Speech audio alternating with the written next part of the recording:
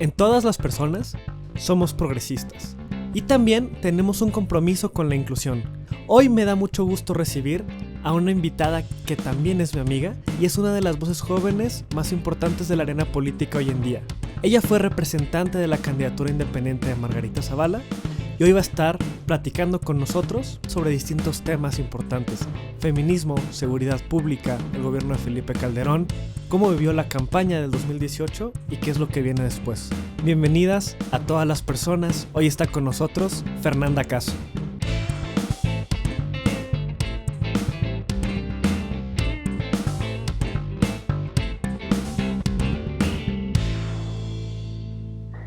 Hola, gracias por estar viendo otro capítulo de Todas las Personas. Hoy tenemos una invitada que también es amiga mía y aquí en Todas las Personas intentamos recibir a gente de todos los perfiles, de distintas ideologías, de distintos contextos políticos. Hoy recibimos a Fernanda Caso, una persona que me da mucho gusto tener el día de hoy. Fernanda, muchas gracias por estar aquí con nosotros. Al contrario, muchas gracias por invitarme, encantada de estar acá. Y en Todas las Personas lo que hacemos normalmente es iniciar con una plática un poco entendiendo de dónde vienen nuestros invitados, cómo fueron las ideas que han estado defendiendo, que han llevado a cabo en el espacio público, pues un poco de dónde viene, ¿no? De dónde nace esta chispita por intentar cambiar cosas o hacer, o intentar entrar en este caso en el mundo político, ¿no?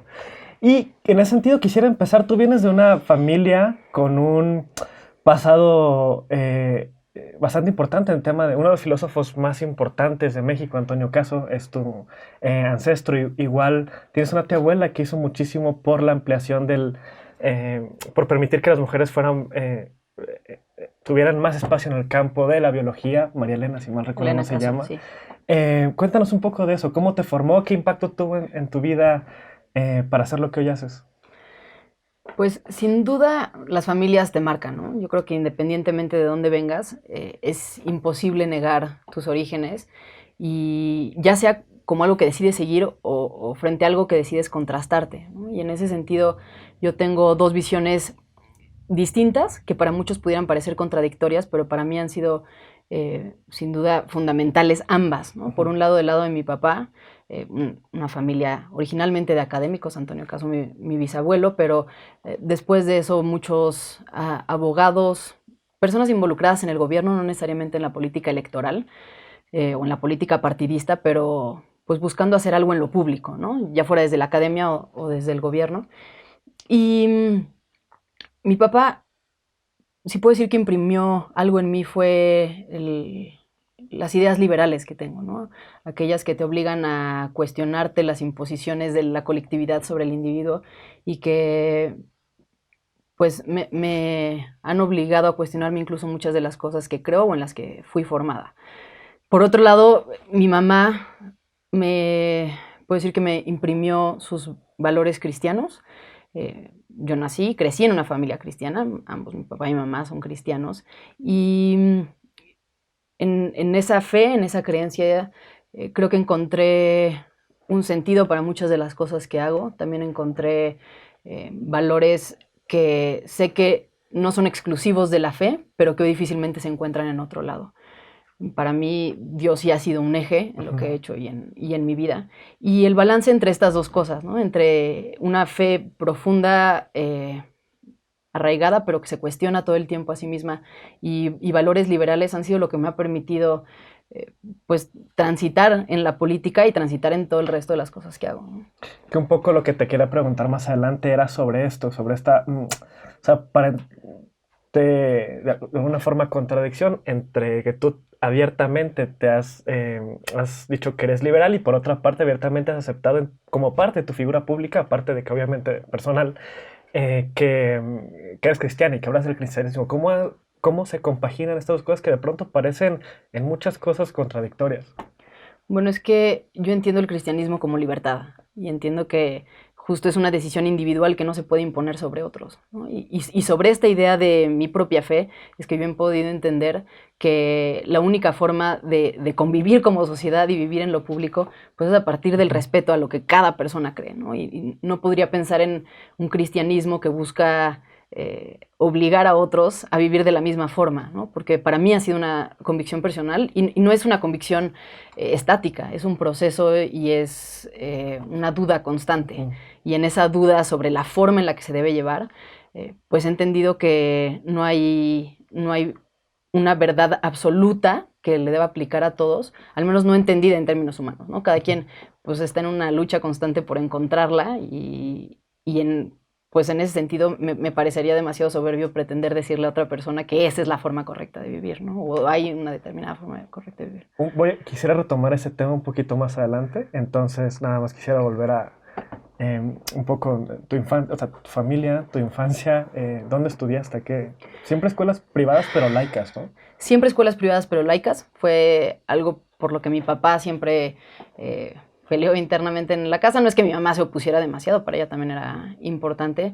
Entonces, vivir ese contraste fue algo fundamental porque en mi casa aprendí valores que luego, ya llevados al espacio público, a la escuela, en donde no necesariamente todo el mundo compartía lo que yo pensaba, pues me permitían también conocer otras formas de pensar y cuestionarme lo que yo misma creía y reafirmarlo en los casos que así sucedía, pero también modificarlo en los casos que no. Y eso era algo válido, ¿no? En mi casa siempre se permitió cuestionar, siempre se permitió preguntar, siempre se permitió discutir y creo que eso es algo que a mí me ayudó a crecer como persona. Fui en la misma escuela siempre, desde kinder hasta sexto de preparatoria, salvo un año que tuve la oportunidad de estudiar fuera. Y que también me cambió la forma de pensar, ¿no? Finalmente un año viviendo lejos de mis papás, lejos de mis amigos, pues me permitió cuestionar lo que creía y también regresar con una convicción profunda de que quería dedicarme a hacer algo por mi país.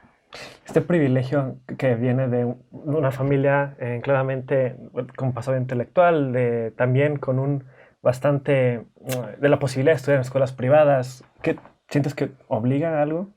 Sí, sí, sin duda. Para mí, pues es un reto mayor lograr que los hijos de todas aquellas personas de mi generación que no tuvieron las mismas oportunidades que yo, puedan tener las mismas oportunidades que mis hijos, ¿no? Cuando eventualmente los tenga. Y eso es algo que siempre me ha motivado. Hay mucha gente que piensa que el lugar en donde está es fruto únicamente del trabajo de sus papás y sin duda, pues yo les agradezco a mis papás todo lo que han hecho y pues son gente muy esforzada y dedicada, pero creo que también se debe a lo que es México y lo que México nos ha dado, ¿no? Yo no hubiera podido estudiar donde estudié si no hubiera habido condiciones económicas para que mi papá tuviera un trabajo y si no hubiera habido cierta seguridad, ¿no? Porque aunque hablamos de la inseguridad en el país, bueno, pues hay cierta que te permite poder vivir, que te permite todos los días trasladarte. Desde cosas muy básicas como ley luminaria, como el acceso a internet, como cosas que no necesariamente tú desarrollaste, sino que están dadas y das por sentado que ahí están o que son fruto de tu trabajo, cuando finalmente yo creo que son parte del trabajo colectivo de todos los mexicanos y que te permitieron a ti de estar donde estás. Entonces yo sí siento esa responsabilidad. Entiendo a quienes no la sienten y creo que tampoco es algo que se puede imponer, pero bueno, es algo que yo no me puedo quitar, ¿no? ¿Quiénes no la sienten? ¿En qué sentido? Bueno, como te decía, conozco muchas personas que creen que lo que tienen o lo que han logrado es fruto de su propio trabajo y nada más. Y bueno, pues nadie los puede obligar a pensar de otra manera, ¿no? Pero es algo que yo no me puedo quitar.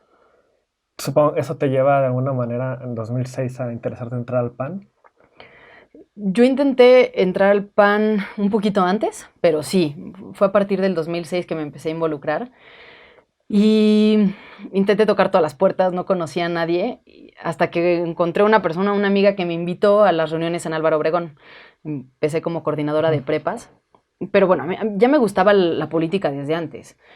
Yo en sexto de primaria fui a hablar con la directora para que organizara elecciones estudiantiles y competimos y fui presidente del consejo de la sociedad de alumnos.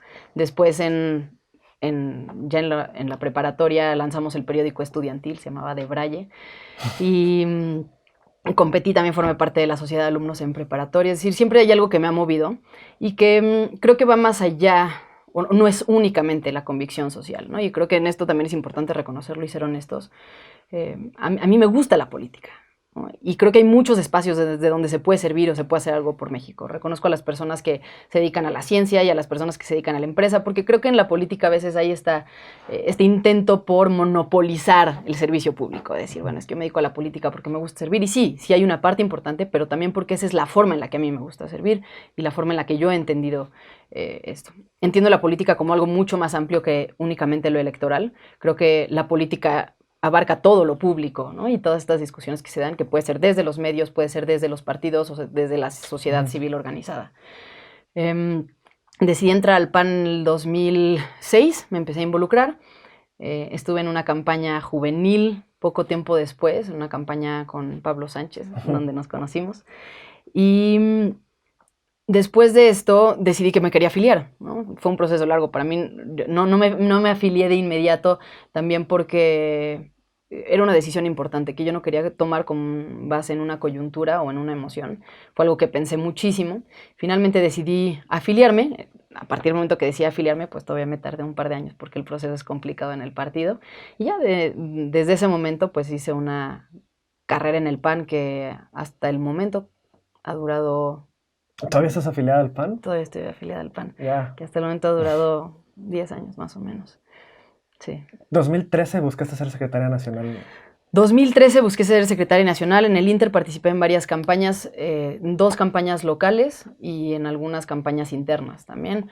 Fui coordinadora de jóvenes de la campaña de Cordero y después estuve involucrada también un poco en la campaña de Josefina. Y en 2013 decidí que quería lanzarme para ser la líder nacional de los jóvenes del PAN. Son campañas muy largas, formalmente duran creo que 60 días, pero la realidad es que son mucho más largas que eso. Porque tienes que ir a buscar a los jóvenes de todo el país, que únicamente los encuentras los fines de semana, porque pues entre semana trabajan o estudian, igual que tú como candidato, ¿no? En mi caso yo todavía seguía estudiando. Y fue una experiencia extraordinaria porque pude conocer realmente el país, ¿no? Fueron 2 años de estar viajando, quedándome en las casas de los militantes. Teníamos poco presupuesto, pues naturalmente era una campaña juvenil, entonces viajé muchísimo en carretera. Conocí el país de una manera muy distinta, ¿no? Acercándome a los jóvenes con sus familias, conociendo la realidad, no únicamente los militantes del PAN, sino eso como un extracto de la realidad de México. Y finalmente, bueno, yo creo que iba a ganar, porque es difícil decirlo, ¿no? Pero... No te permiten al final estar en la boleta, ¿no? No pude estar en la boleta porque, bueno, sacaron la convocatoria antes de tiempo para que yo no pudiera competir, para que no cumpliera con la antigüedad, y finalmente el asunto llegó al tribunal y el tribunal dijo que me faltaba un día para cumplir los 3 años de antigüedad que requería el reglamento. Entonces finalmente ya no pude llegar a la elección, pero esto fue 2 semanas antes de la elección. A mí esa campaña me marcó, independientemente de que pudiera o no haber llegado a la asamblea. Okay. Y justo te quería preguntar sobre eso. ¿Te impiden participar y de alguna manera esta promesa, lo que para mucha gente el PAN siempre fue el partido de la democracia, de la participación, de alguna manera que jugó un papel? Ahí es cuestionable qué tan importante o no en la democratización de México. Para los panistas sí fue muy importante, pero que de alguna manera se había descompuesto y había llegado a un punto en el cual no te permitían participar, y que hoy en día mucha gente militante del PAN está decepcionada, ¿no? Me atrevería a decir incluso mucha gente que votó por Morena en lugares que habían sido altamente panistas en el pasado, pues de alguna manera lo hicieron por una decepción con un PAN que dejó de serlo y que de alguna manera fue mucho más cercano a los intereses mezquinos de líderes políticos. Claro. A ver, coincido contigo. Ahora, no es que en un momento el PAN haya dejado de ser democrático, yo creo que ha sido un proceso. Y no empezó en las elecciones, empezó en el resto de actividades que eran tradicionales del PAN y que dejaron de suceder. En el PAN era muy común escuchar desacuerdos en el Consejo Nacional, escuchar que se peleaban por decisiones fundamentales, ¿no? Como si recibir o no recibir dinero público, como si participar o no participar en las elecciones para legitimar al candidato del PRI. Es decir, eran discusiones muy acaloradas en las que había bandos opuestos radicales, pero que al final, cuando se tomaba una decisión, el partido salía unido alrededor de la decisión que se tomara legítimamente, democráticamente. Creo que la modificación estructural del PAN se dio en el momento que alguien se dio cuenta que la solución era afiliar, que si tú controlabas al universo de votantes internos, entonces podías controlar el resultado de las candidaturas, decisiones, sí. ¿no? Las candidaturas, las dirigencias, la definición de los presupuestos, la definición de los coordinadores de bancada y por lo tanto la negociación del presupuesto con el gobierno en turno. Creo que en ese momento se modificó la esencia del PAN y es en donde hoy el PAN está entrampado, porque por más que hagas modificaciones en otros lugares, si no modificas esta lógica de afiliación masiva, no veo cómo se pueda solucionar. ¿Hay culpables claros que identificas? Um, Yo creo que hay muchos y hay en todos los niveles, ¿no? No se trata de, como te decía, es un proceso más que un momento en particular. Y creo que culpables, bueno, pues son todos los que han seguido de largo con esta realidad sin hacer algo al respecto. Incluso me incluyo tal vez en algunos momentos en los que debió haber levantado más la voz y no lo hice. Es decir, creo que es una responsabilidad colectiva del partido y que todos los involucrados tendrían que hacer un alto para modificarlo. El problema es que hoy no veo cómo se puede echar para atrás cuando los incentivos ya están acomodados para que los grandes tomadores de decisiones sean los que se ven beneficiados por este sistema, ¿no? Entonces, hoy está el partido metido en un círculo vicioso del que es muy difícil salir. ¿Qué representa el PAN?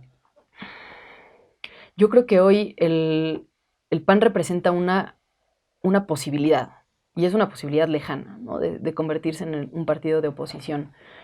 Y creo que alrededor de esta expectativa el PAN sigue viviendo, pero como cualquier posibilidad puede suceder o no, ¿no? Y creo que el enorme reto del PAN es redefinirse a sí mismo en esta coyuntura y redefinir si la democracia va a seguir siendo algo importante o no, si se van a retomar los debates internos, las discusiones, ¿no? Este trabajo que se hacía casa por casa, o pues va a modificar su esencia, convertirse en un partido de decisiones verticales y entonces va a encontrar su nicho ojalá no sea, porque creo que el PAN hizo mucho por la democracia en este país, pero pues sí va a encontrar entonces su esencia en otros valores, ¿no? Incluso el calderonismo, digo, sé que es una pregunta, es que directamente te pone, digamos, el grupo al que te escribes de alguna manera, supongo, pero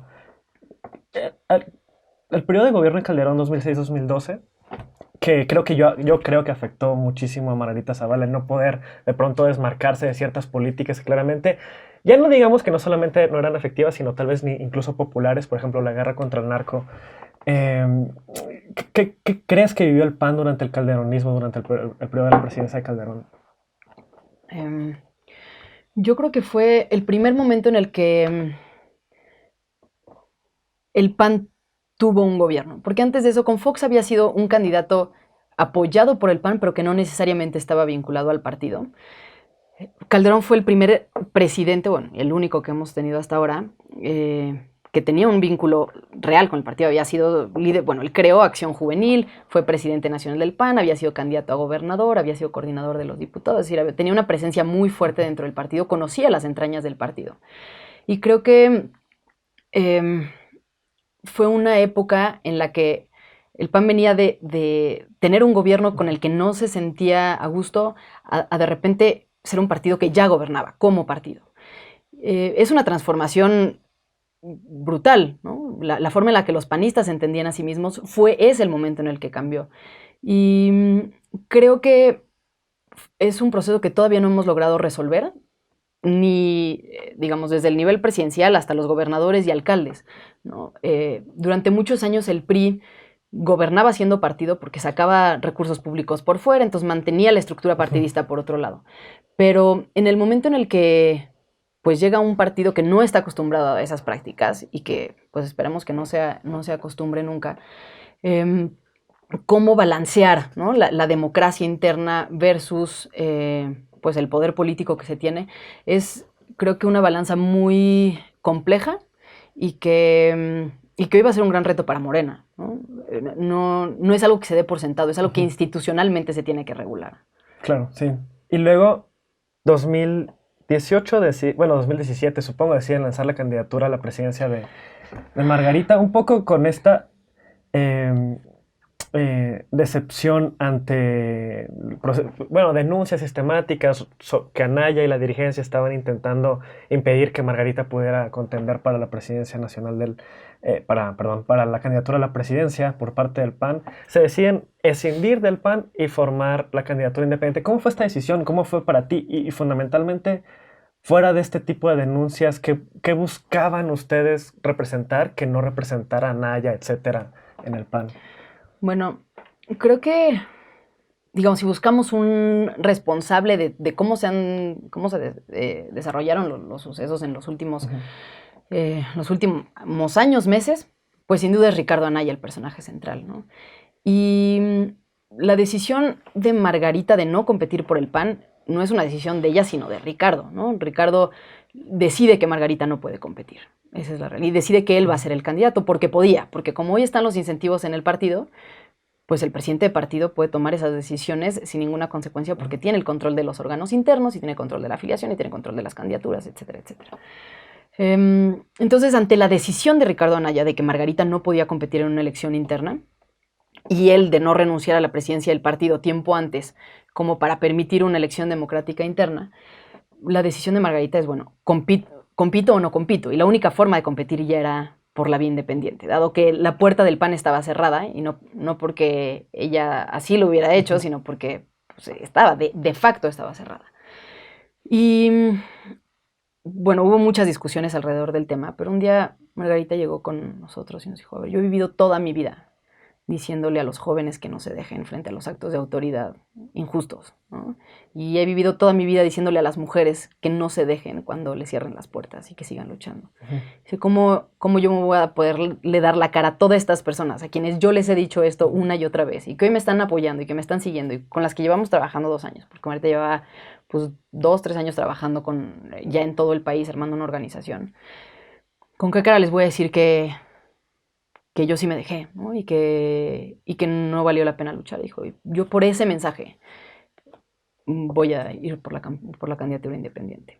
Y creo que para mí ese era un mensaje suficiente, ¿no? El mensaje de que cerrarle las puertas a una mujer tiene consecuencias, que no pasa desapercibido y que la próxima vez que alguien lo intente en un partido político la piense 2 veces, ¿no? Porque sepa que sí va a tener el valor, el coraje suficiente para lanzarse independientemente de cuál sea el resultado, por lo que cree.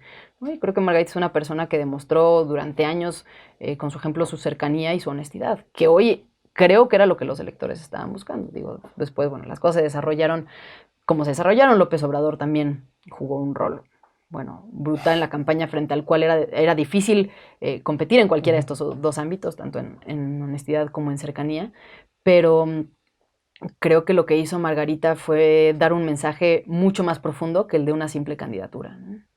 Identifico 3 temas que durante la campaña fueron tal vez los más cuestionados a Margarita. Uno, la guerra contra el narco, evidentemente, y lo que digo, el ser muy clara en no solamente no recular o no recapacitar en torno a la estrategia de Calderón de 2006 a 2012, sino además de apoyarla y decir que era lo correcto. 2, aborto. 3, matrimonio igualitario. Tú personalmente como vocera, llevando el día a día de la campaña tan presente, teniendo que ir a defender los medios de comunicación, ¿cómo lo viviste? Y tú, ¿qué opinión personal tenías o más personal, tú qué pensabas en términos políticos sobre esas decisiones en campaña, particularmente sobre el tema del matrimonio igualitario, aborto y tú también sobre la guerra contra las drogas? Creo que algo que identificaba a nuestro equipo y algo que identifica a Margarita y por lo que yo le he apoyado siempre es que es una persona que forma equipos de personas que piensan distinto, ¿no? Que coincidimos en cuestiones centrales, elementales. En este caso era pues que queríamos que llegara a la presidencia una persona honesta, una persona capaz y una persona congruente, cercana con las personas, que entendiera las necesidades directas.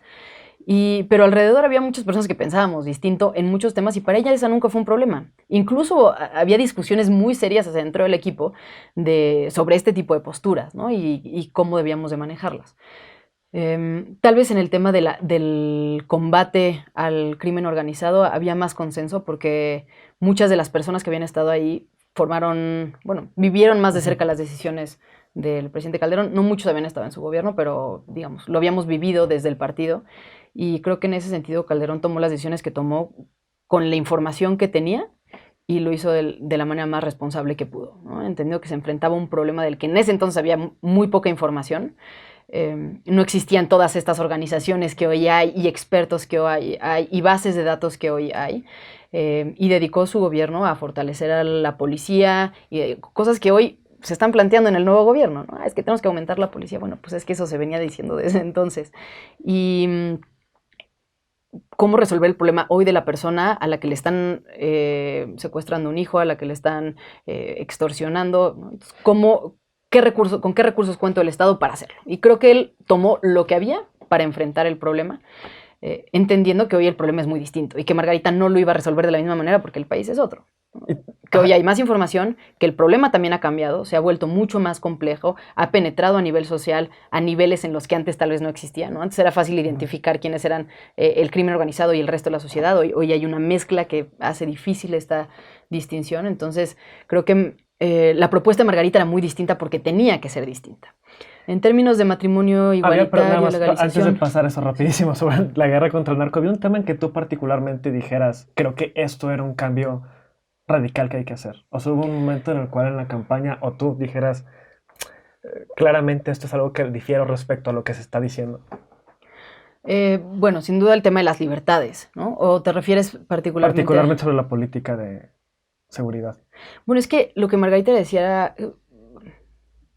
por supuesto que los militares tienen que regresar a los cuarteles, pero una vez que haya cuerpos suficientes para sustituirlos, ¿no? Hay que fortalecer la policía, hay que profesionalizarla, hay que hacer un cuerpo civil capacitado en inteligencia, en el uso de tecnologías, pero también en derechos humanos. Y una vez que esté ese cuerpo capacitado en las calles, que pueda sustituir al militar que hoy está en la esquina, entonces, pues poco a poco, gradualmente, vayamos regresando a los militares, no necesariamente a los cuarteles, a las actividades que siempre han hecho de atención a desastres naturales, de apoyo incluso a otros países cuando los tienen, actividades de capacitación a la población en temas de higiene, de muchas cosas, ¿no? Muchísimo trabajo que hacen más allá de, pues, estarse preparando por si hay una eventual guerra, que también, pues, es un rol fundamental para ellos.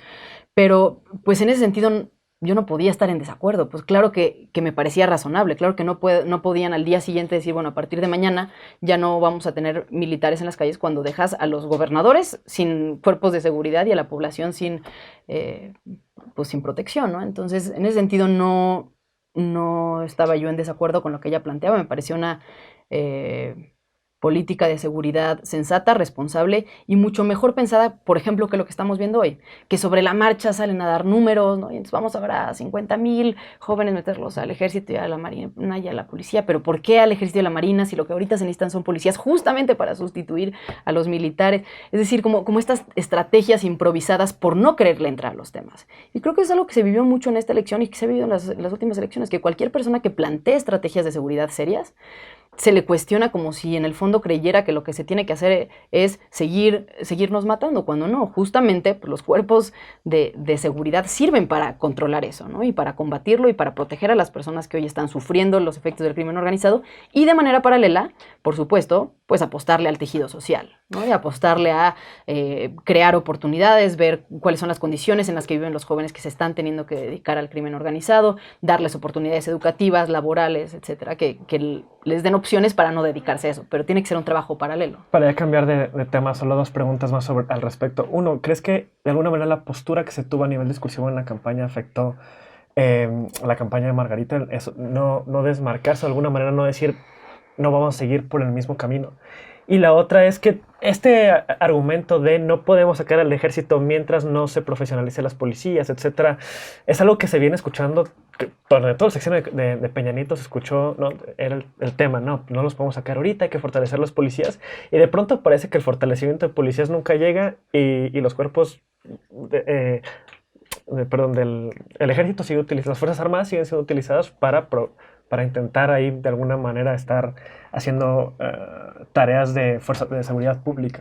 Bueno, mira, coincido contigo en que es frustrante como ciudadanos seguir escuchando el mismo discurso, ¿no? Que se tiene que capacitar a la policía, que tenemos que tener mayor profesionalización y que entonces ya podremos sacar a los militares de las calles. Sin embargo, pues sí hay una realidad y es que este gobierno no hizo absolutamente nada en ese tema. En este gobierno en particular, en estos 6 años que llevamos, sí fue únicamente discurso. Calderón había cuadruplicado la Policía Federal. A partir de que salió Calderón, no se aumentó un solo policía más. Se creó la Gendarmería, que era se sacó de los mismos que ya estaban y realmente nunca se entendió su rol, acabaron dedicándose a temas de medio ambiente, no hubo una estrategia seria en términos de seguridad, porque además no era popular, porque hoy hablas del tema de seguridad y a la gente no le gusta la estrategia que propongas.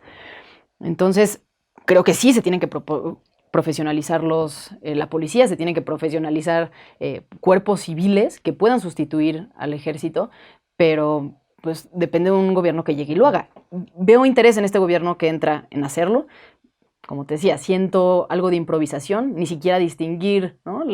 por qué vamos a reclutar también más militares y más marinos cuando hoy lo que se necesita es fortalecer los cuerpos civiles, pero bueno, ojalá con el paso de estos meses que están haciendo un análisis del diagnóstico puedan llegar a la conclusión de que lo que se necesita es fortalecer los cuerpos civiles.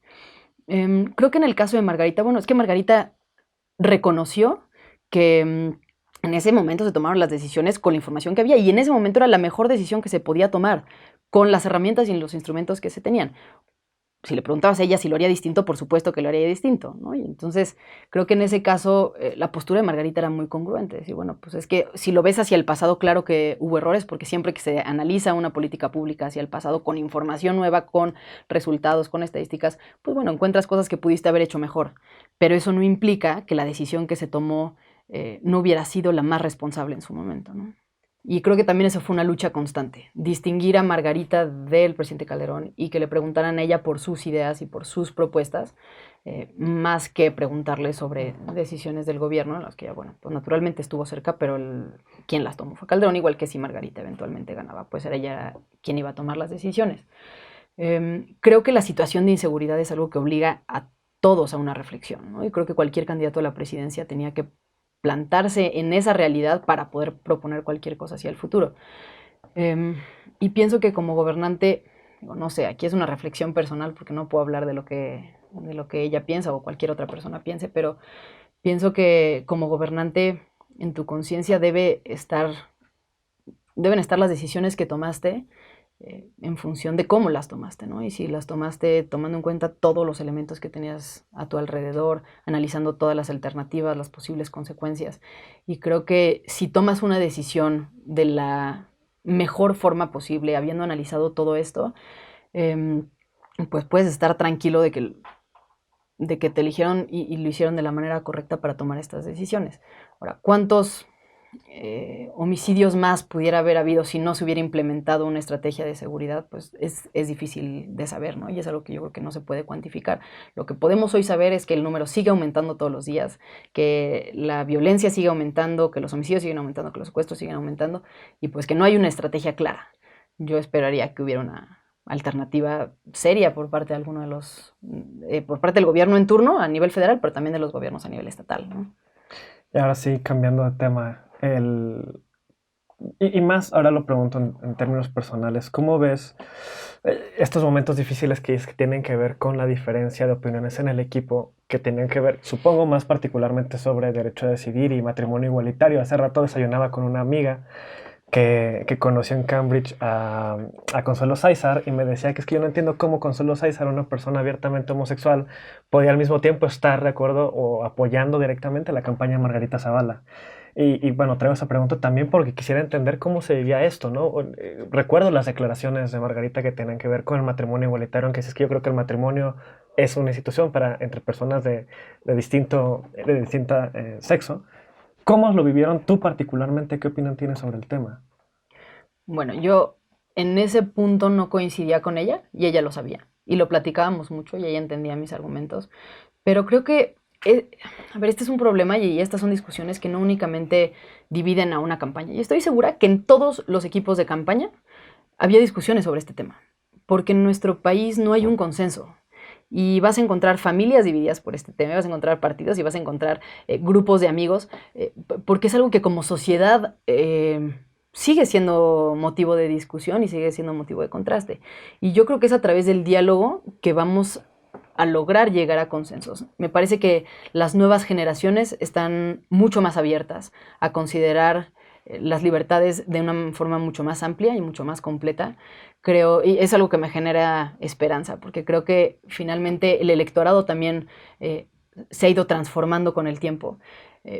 pero no poder estar en una campaña porque no se coincide en uno o dos temas, creo que haría imposible estar en cualquier equipo de campaña, ¿no? Va a ser muy difícil encontrar un equipo en el que puedas empatar con todo con el candidato, ¿no? Y creo que justamente es en ese diálogo y en esa forma en la que se procesan las diferencias en donde se encuentra la diferencia entre unas campañas y otras. Y en la campaña de Margarita se valía estar en desacuerdo y se valía decirlo abiertamente y yo jamás he escuchado a Margarita pedirle a alguien, oye, por favor no te pronuncies en este tema porque puede costarme frente a mi electorado. Margarita estaba muy consciente que eso era lo que enriquecía a su equipo.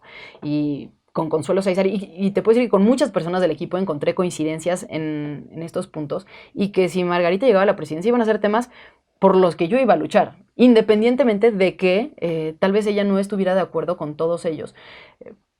Pero pues yo sabía que también tenía un rol dentro del equipo y mi rol dentro de ese equipo pues era luchar por causas en las que tal vez en ese momento en particular no todo el mundo estaba de acuerdo. Como hoy en la sociedad, pues creo que todavía no todo el mundo coincide, ¿no? Y un poco para ir pasando hacia los años, ya hablar un poco más del futuro, de qué se puede esperar. Obviamente tenemos que hablar de la cuarta transformación, de la autodenominada cuarta transformación. Quisiera nada más cerrar sobre este periodo de la campaña de Margarita. ¿A ti qué te dejó en términos de aprendizaje personales? Un momento en que tú estuviste bajo mucha presión, de alguna manera mediática, ¿no? Todo el tiempo estando, como dije hace rato, estando en los sets de televisión defendiendo.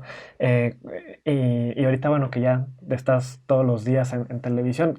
¿Qué te dejó después de eso la campaña de Margarita? Bueno, un chorro de aprendizajes, desde aprendizajes técnicos, jurídicos, de pues todo el proceso de defensa ante el tribunal, ante el INE, ¿no? Encontrarme con una regulación que estaba a la mitad, tú lo viviste también como candidato independiente, con un chorro de lagunas que tuvimos que ir supliendo mediante consultas con el INE, juicios ante el tribunal, hasta pues reflexiones mucho más profundas, ¿no? En primer lugar, bueno, pues el rol de los independientes en la democracia, lo difícil que es, y todas aquellas modificaciones, cambios que se tienen que hacer si realmente pretendemos incluir a los independientes en la democracia.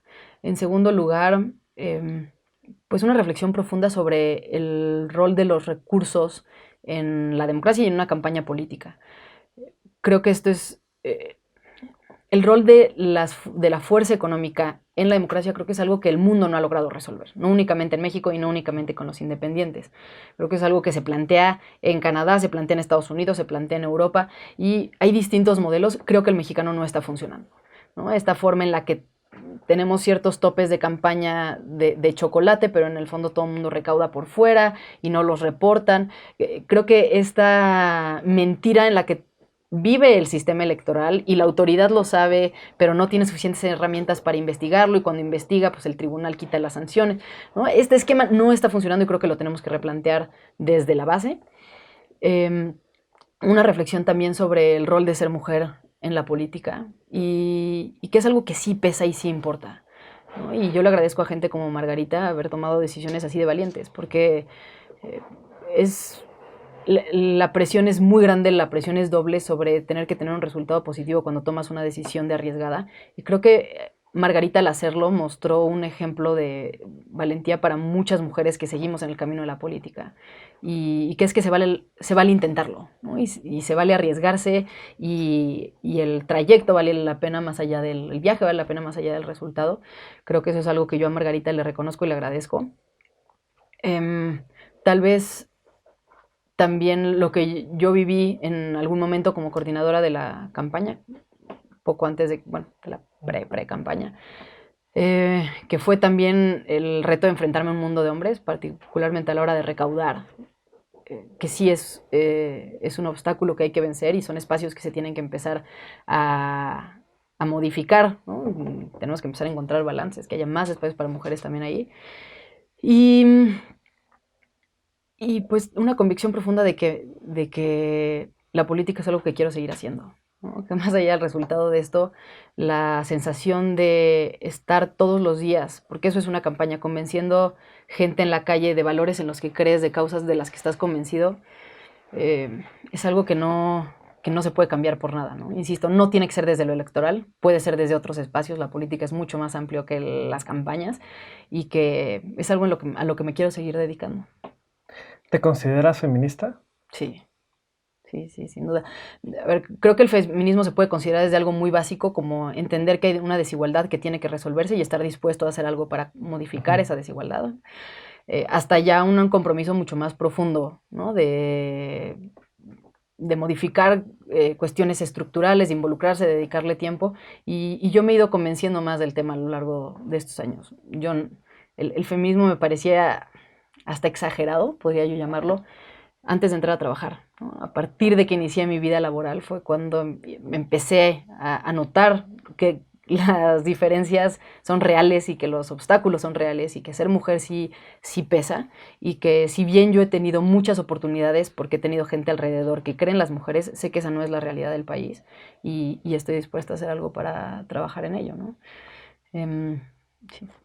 Asumiendo eso, tú abiertamente lo has dicho, te consideras políticamente liberal.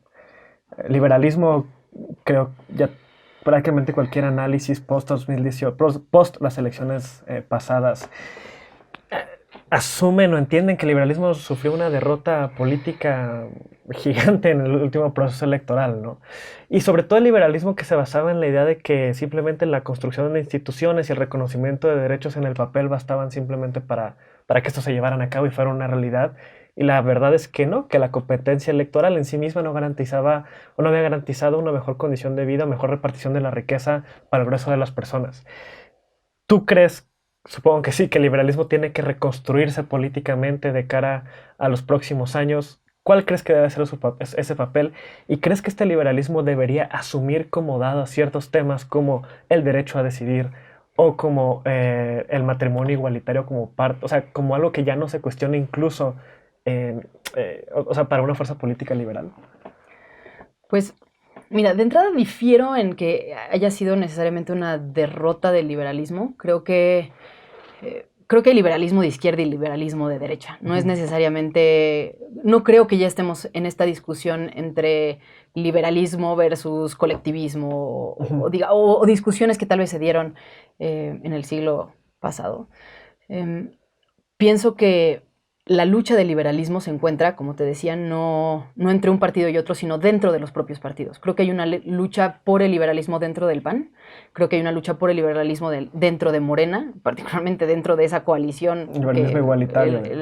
Entendería más que, bueno, tal vez va creciendo una idea de liberalismo igualitario frente a un liberalismo libertario, aunque también colocar al PAN en el liberalismo libertario, pues creo que no lo encuadra perfectamente, ¿no? Pues el PAN fue el que impulsó el seguro popular, que no puede haber nada más igualitario que el seguro popular, ¿no? Que no tengas ni siquiera que estar inscrito formalmente a un padrón de contribuyentes para tener acceso. Creo que la gran derrota en esta elección, al menos en términos culturales, es la de la tecnocracia, más que la del liberalismo. Y esa yo sí la lamento mucho, porque creo que culturalmente la tecnocracia no es, tal vez no tendría que tener el papel central o el rol central que había tenido hasta hoy. Tal vez se le tiene que poner en su justa dimensión, pero tiene un valor, ¿no? La profesionalización de ciertos cuerpos son lo que genera igualdad en otros espacios, ¿no? Al final, si no tienes un órgano que regule la competencia en este país y controle los monopolios, pues va a ser muy difícil que a la hora de generar igualdad puedas tener precios que le beneficien a los consumidores. Es decir, también generar este contraste creo que nos hace mucho daño como país, y no entender que generar condiciones de igualdad requiere tener gente profesional, capacitada y probablemente sí, incluso con buenos sueldos para poder mantener estas condiciones de igualdad. ¿Que hay un reto enorme? Sin duda lo hay. Creo yo que tenemos que robustecer la idea de igualdad que tenemos, y particularmente en tres ejes: en educación, en salud y en seguridad. Creo que si no aseguramos esos mínimos básicos, pero cuando yo hablo de mínimos me refiero a una buena educación, no a que la educación sea mínima, ¿no? Es una buena educación, una buena seguridad y una buena salud, entonces no podemos hablar de liberalismo en ningún sentido, porque si tú no tienes oportunidades para elegir, no puedes realmente desarrollarte en lo individual. Entonces yo creo en ese individualismo, y creo en ese liberalismo, y creo en esa forma de entender las banderas liberales. Creo que esa es una batalla que no está resuelta en ningún partido, no solo en el PAN y no solo en la oposición. Creo que incluso dentro de Morena, pues todavía hay discusiones fuertes sobre el tema, ¿no? Y sobre el derecho a decidir como parte de una fuerza política liberal, ¿es algo que tú dirías? Mira, es algo que para mí cada vez es más importante, porque cada vez entiendo más su relevancia, no en función de pues esta relación personal. A ver, Para mí es un tema complicado, porque yo creo Claro, que... eso es justo lo que quiero que hable. Yo creo que cuando hay una concepción, hay una persona. Eso es algo que creo. Pero es algo que creo yo. Y que entiendo que el origen de mi creencia no está en bases científicas, sino en convicciones personales. Y por lo tanto es algo que no se le puede imponer a alguien más. Yo creo que cada persona tiene derecho a creer lo que quiera. Y como mujer, finalmente, es algo que se está sucediendo dentro de tu cuerpo. Y por lo tanto no creo que deba ser la ley la que lo regule, sino tu fe, tu conciencia y tus convicciones. Y si una mujer decide que no quiere embarazarse, pues debe tener el derecho a no hacerlo. Porque creo que es una de las mayores formas de control que se tienen hoy sobre la mitad de los seres humanos, que son las mujeres, ¿no? Entonces es algo que, insisto, me cuesta más trabajo que otros temas, porque hay una convicción profunda que tengo. Sin embargo, hoy estoy absolutamente convencida que no está en el ámbito de lo público, sino de lo individual. ¿En qué fuerza política te gustaría militar? Y no me refiero a que me digas siglas, sino cómo sería. Pues un partido liberal igualitario sería tal vez lo más cercano, en el que realmente luchara por el desarrollo individual de las personas con base en condiciones de igualdad. Y lograr estas condiciones de igualdad pues implica un Estado robusto en el que haya buena recaudación que permita igualar condiciones de origen, ¿no? Que eso, pues en un país como México con tantas desigualdades, pues no solo va a requerir muchísimo esfuerzo, sino batallas duras y muchísimo compromiso social. Quiero hablar un poco ya ahora sí de la cuarta transformación. El, Tú pusiste un tuit hace unos días en el que criticaste fuertemente la boda de César Yáñez. No, creo yo, no porque consideraras que no tenía su derecho para hacerlo, sino porque de alguna manera había encontrado una narrativa que tú decías que era de las cosas que había acertado en su diagnóstico y en lo que proponía Andrés Manuel y Morena. Eh, y aquí quiero hablar un poco de qué ves valioso en, en, lo, en la promesa, el discurso que trae Morena y el discurso de la cuarta transformación ahorita y qué cosas tú ves que son peligrosas. Y un poco también si podemos hablar de esta idea de que había la necesidad de redignificación de la vida política del país que pasaba mucho por reconocer que los liderazgos políticos tenían que ser más austeros, tenían que ser más cercanos a la gente, que tú denunciaste que estaba mal, que de alguna manera la boda y toda la faramaya en torno a ella lo desacreditó. La gente en el poder siente que puede apropiarse de todos esos beneficios alrededor de lo público para beneficiarse personalmente, pero también la forma en la que el poder se relaciona con el electorado, ¿no? Que es esta postura en la que no solo tengo los beneficios políticos, sino que los económicos y se los restrego a la población que no tiene acceso a ellos y doy una percepción de que no me importa la realidad de los demás. Y creo que esta percepción era algo que López Obrador había combatido durante los 18 años que estuvo en campaña. Y que si bien salió a decir, ¿no?, que no había sido su boda, incluso hasta se rió del tema, yo todavía tengo la esperanza de que hacia dentro de su equipo eso sí haya calado, ¿no? Y que sí haya provocado discusiones y que López Obrador sí se haya indignado y se haya molestado, porque creo que eso era lo que lo distinguía y el gran mensaje de su campaña. Es más, en todo lo demás se podía equivocar, pero no en eso, porque había sido el mensaje más fuerte. Ojalá no se quede ahí, ojalá sea algo que nos sigamos cuestionando, porque además derriba una gran narrativa sobre la cual habían empezado a construir, ¿no? Que si se reducían los sueldos, que si ahora llevaban toppers al Senado, y entonces salir y decir que eso no es importante porque cae en el ámbito de lo privado, entonces deslegitima todos esos otros esfuerzos que por más que fueran, a mí me parecen en algunos casos exagerados o ridículos, tenían de esencia un simbolismo fuerte, que en este país, que hemos vivido el contraste opuesto, eran importantes, ¿no? Sí. Sí. ¿Y qué cosas son los que ves como los principales peligros de alguna manera o cosas que a ti te preocupan en torno dijiste el desprecio por la técnica, tal vez incluso por las instituciones de alguna manera? Creo que en gran medida eso, a ver, en el desprecio por lo profesional, ¿no? Esta improvisación alrededor de todo, esta gobernar con base en ocurrencias, es algo que a mí me preocupa porque se pierde tiempo y se pierde mucho dinero que en este país no podemos gastar, ¿no? Esta idea de vamos a construir X y Y obras de infraestructura y vamos a sacar este programa para ninis, pero por otro lado vamos a duplicar esto y vamos a, ¿no? Como sin un eje claro de decir, a ver, el objetivo no es tener más beneficiarios de programas sociales, el objetivo es reducir la brecha de desigualdad. ¿Y cómo lo vamos a lograr? ¿Cuál es el paquete de programas sociales necesarios para construirlo, ¿no? Y entonces no es lo que necesita cada persona, sino entender, bueno, pues si tengo una población que está rezagada en términos educativos, bueno, ¿en dónde tengo que fortalecer o cómo tengo que capacitar a todo este grupo de personas para que puedan competir?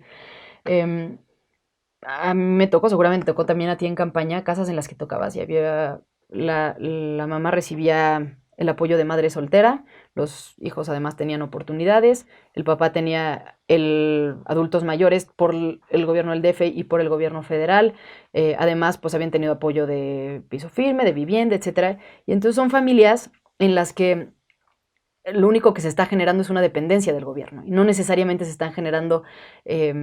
porque además los niños en el momento que terminan de estudiar la secundaria, bueno, hasta hace unos años, entonces se les paraba el programa de oportunidades, entonces la única lógica era, bueno, pues ¿cómo le hago para seguir teniendo estos beneficios? Entonces, creo que si no cambiamos esta lógica, o sea, si no cambiamos la forma en la que tenemos los programas sociales, que tienen que funcionar justamente para revertir la desigualdad y no para acrecentarla, pues no vamos a llegar a ningún lado. Y no veo que en este gobierno se esté haciendo así. O sea, lo que veo es justamente lo contrario, ¿no? Es cómo le hacemos para dar más programas sociales como si esto combatiera la desigualdad. Y creo que ese puede ser un riesgo enorme que, insisto, se debe a un desprecio por la profesionalización y por la evaluación, ¿no? Y de alguna manera me acuerdo que una declaración que una vez hizo Íñigo Errejón de Podemos diciendo que lo que pasa es que los partidos se habían acostumbrado tanto tiempo a privilegiar que pudieran crecer y tener futuro político aquellos que eran mejores obedeciendo y no cuestionando y no incomodando a nadie, que premiando a los perfiles que daban ideas, que provocaban debate, que tenían capacidad para llamar a la gente, para mover el avispero, para señalar lo que estaba mal y lo que estaba bien y proponer una hoja de ruta. Hoy, sinceramente, yo veo en esos partidos una carencia de este tipo de perfiles que de pronto se han acostumbrado más a ser rentistas de sus clientelas políticas que genuinos ideólogos y creadores de contenido, de una visión de a dónde ir. Incluso, particularmente, también hablaría del PAN en la Ciudad de México, ¿no? Tú, que además, donde tú militaste. Donde milito todavía. Sí. Porque, O sea, ¿crees que esto de alguna manera explica la falta de debate y de discusión interna? a ver, sin duda, ¿no? Digo, yo creo que esta lógica de afiliar mucho justo es para no tener que hacer el trabajo de convencer, ¿no? Y fortalece a quien tiene habilidades para afiliar, que esas habilidades generalmente están vinculadas con corrupción, porque no hay forma de mantener bases de militantes que no estén interesadas en un partido, sino es a través de programas sociales o de dinero. Entonces, es algo que le ha hecho mucho daño al PAN y pues así fue como se acabó el PRD y tal vez lo que le está empezando a pasar al PRI. Es un riesgo para cualquier partido. Creo que es el control de los universos de electores es algo que se tiene que modificar en México desde la autoridad electoral. Creo que esta lógica de la autonomía de los partidos le ha hecho mucho daño a nuestro sistema electoral. Creo que la autonomía de los partidos tiene que tener un límite, porque si entendemos a los partidos como plataformas ciudadanas desde las cuales acceder al poder desde distintas ideologías, tendrían que ser mucho más abiertos, ¿no? Vemos esquemas como el de Estados Unidos, en el que una persona puede llegar, registrarse en un partido y votar ese mismo día en una elección interna, y entonces los partidos se ven obligados a ir a tocar las puertas de los ciudadanos para involucrarlos en sus procesos internos, Claro. y eso hace que la gente se sienta mucho más identificada, no necesariamente porque participe, sino por la posibilidad de participar, ¿no? Porque la puerta está abierta. Y asimismo, cualquier persona puede llegar y registrarse como candidato, ¿no? Lo vimos en Estados Unidos, bueno, hasta con el presidente Trump, ¿no? Pero creo que la apertura hacia los ciudadanos en general por parte de los partidos es algo que se tiene que hacer en este país, porque este modelo no está funcionando.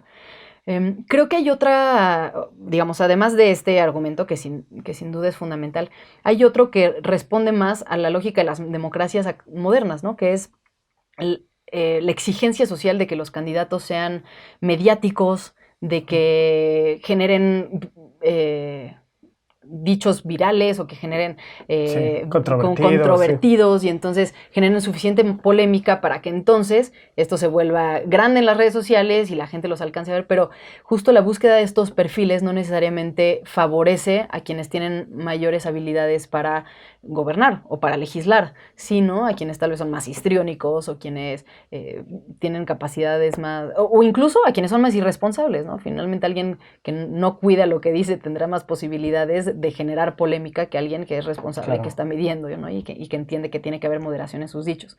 Y eso es algo que está pasando en todo el mundo, no nada más aquí, ¿no? Cada vez vemos más, ¿no? Bolsonaros que con 3 dichos emocionan a la gente le dan risa, se vuelven virales y empiezan a subir como espuma. Creo que tenemos que plantearnos cómo se va a controlar esto y cómo vamos a hacer para que en nuestra democracia tengan acceso al poder personas que con mucho más solidez argumentativa, racional, ¿no? Fernanda, pues fue un gusto, ya lamentablemente ya se nos acabó el tiempo, fue un gusto tenerte aquí hoy en Todas las Personas. Digo, aunque estemos en trincheras políticas distintas, me da mucho gusto ver que haya perfiles valiosos que están pudiendo encontrar espacio en otras fuerzas, porque necesitamos fuerzas políticas que estén a la altura de sus representados, ¿no? Entonces, qué gusto, ojalá podamos seguir sabiendo muchísimo de ti en los próximos años. Gracias por venir. Muchísimas gracias, Roberto. Fue un gusto estar aquí y gracias por la oportunidad. Gracias, Fer.